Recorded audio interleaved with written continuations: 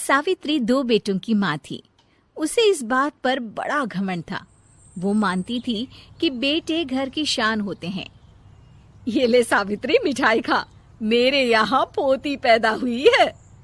ये सुनते ही सावित्री मुंह बना के कहती है, अरे तू तो लुट गई, बर्बाद हो गई, तेरे यहाँ लड़की पैदा हो गई।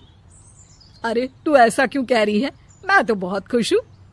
अरे जब तेरी पोती के पीछे तुझे खर्चे पर खर्चे करने पड़ेंगे ना, तब ये तेरी सारी खुशी गम में बदल जाएगी। पहले लड़की की पढ़ाई लिखाई का खर्चा, फिर उसकी शादी का खर्चा। अरे आजकल की शादियाँ कितनी महंगी हो गई है। गहने बनाओ, लाखों रुपए पानी की तरह बह जाते हैं। लड़कियाँ तो सिर्फ खर्चा करवाने के लिए ही पैदा होती हैं। इस तरह लड़कियों के प्रति अपने विचार व्यक्त करते हुए सावित्री ममता को लंबा चौड़ा भाषण देके चली जाती है। अब तो आप लोग इस कहानी में सावित्री देवी का पात्र अच्छी तरह समझ ही गए होंगे। कुछ समय बाद सावित्री की बड़ी बहू भी एक लड़की को जन्म देती है। फिर क्या था, सावित्री पूरा आसमान सर पर उठा लेती है। हे भगवान, ये तू मुझसे किस जन्म का बदला ले रहा है? अरे मैं तो मंदिर में रोज आकर तुझसे कहती तो थी कि मुझे एक पोता चाहिए, और तूने मुझे पोती दे दी। इतनी मिठाइयाँ और प्रसाद चढ़ाने का क्या फायदा हुआ?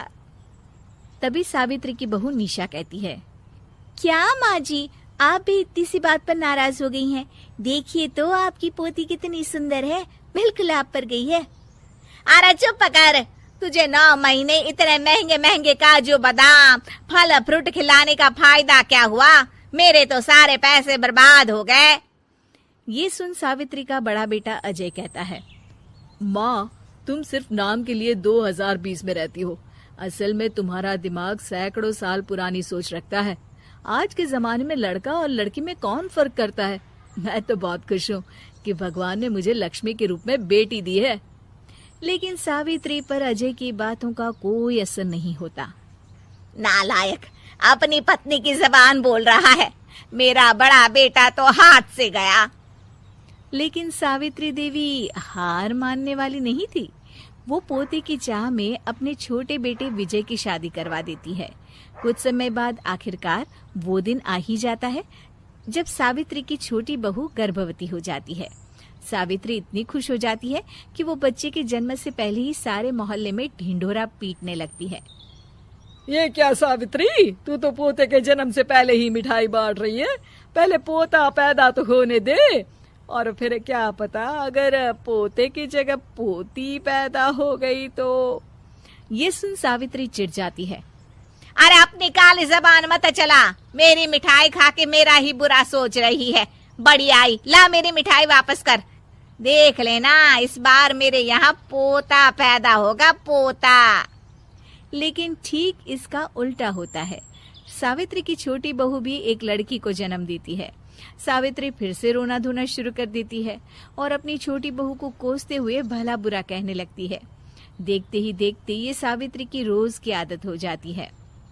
एक दिन उसकी इस आदत से परेशान होकर विजय अपने भाई अजय से कहता है, भैया, माँ खुद एक औरत होकर हमारी बेटियों को पसंद नहीं करती, उल्टा उन्हें रोज कोसती रहती है।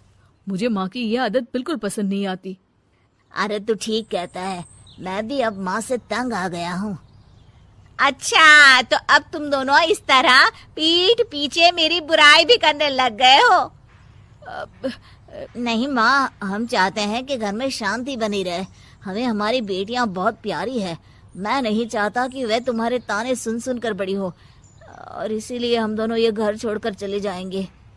हाँ माँ, मैं भैया की बात से सहमत हूँ। जब तुम इस घर में अकेली रहोगी तब तुम्हें अपनों की कीमत का एहसास होगा।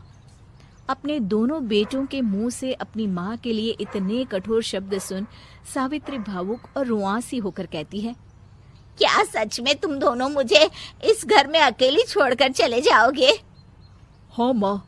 हाँ माँ, अब पानी सर के ऊपर जा चुका है।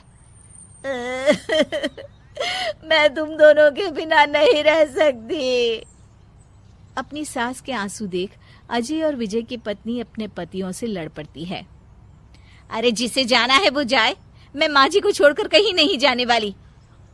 भाभी, आप ये क्या कह रही हैं? वही जो तुम सुन रहे हो, दीदी बिल्कुल सही कह रही है। हम बेटियों के संस्कार हमें सिखाते हैं कि सास माँ समान नहीं बल्कि माँ ही होती है और उस माँ की जिंदगी भर सेवा की जाती है। बेटे अपना फर्ज भूल सकते हैं, लेकिन बेटियां नहीं। आप दोनों शौक से जा सकते हैं।